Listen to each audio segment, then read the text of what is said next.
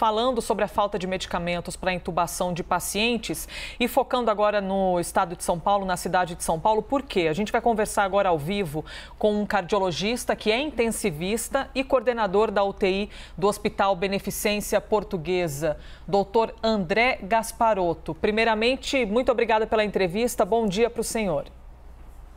Bom dia, eu que agradeço a oportunidade.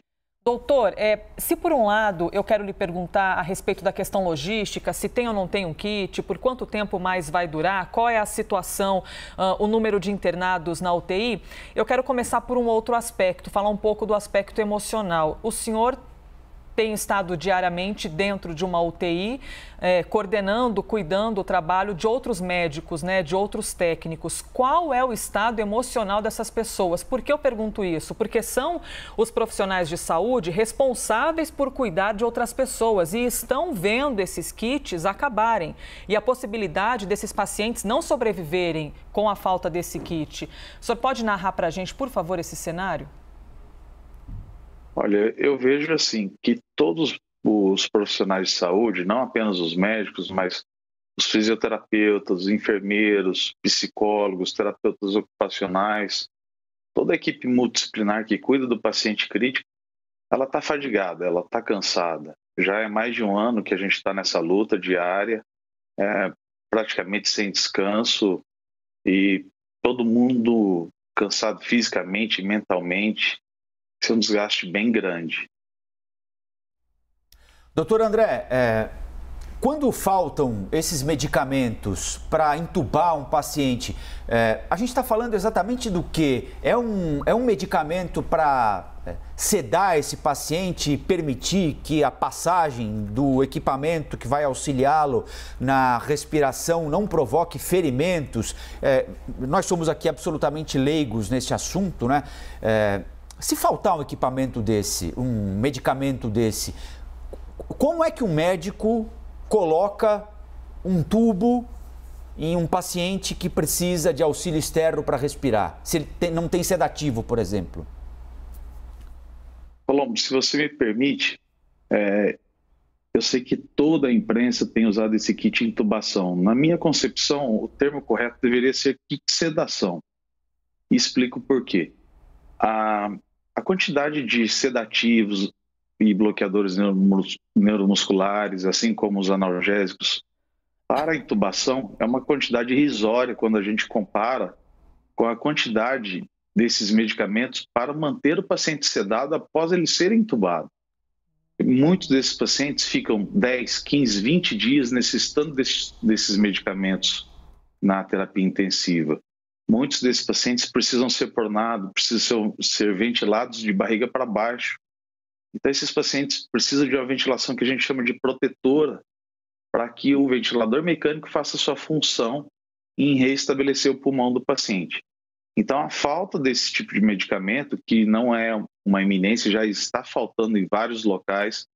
Eu recebi vídeos de colegas espalhados pelo Brasil de pacientes que estavam completamente mal sedados, saturando a 40, 50, agitados, sem nível de consciência.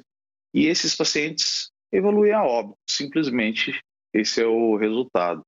Então, a falta desses medicamentos está totalmente relacionada ao desfecho do paciente. Então, eu particularmente vou ficar muito feliz se amanhã, quando eu assistir uma televisão, esse termo seja utilizado como kit sedação, sabe? Porque acho que não passa a real complexidade, o real dimensionamento do problema à população brasileira. Doutor, uma outra termo que a gente tem repetido aqui é que vocês têm mudado o protocolo e buscado alternativas. E aí eu queria saber quais são essas alternativas, o que é essa mudança de protocolo em relação a esse kit sedação que eu já vou adotar aqui a sua sugestão nesse momento. E também queria saber na sua rotina, o que mudou? Olha, felizmente na minha rotina ainda não mudou nada. Nós, na nossa instituição, sempre trabalhamos de uma forma que ofereça aquilo que é necessário sem desperdício. Então, até o momento, felizmente, eu espero que continue assim, nós não precisamos trabalhar nada, mudar em nada a nossa rotina.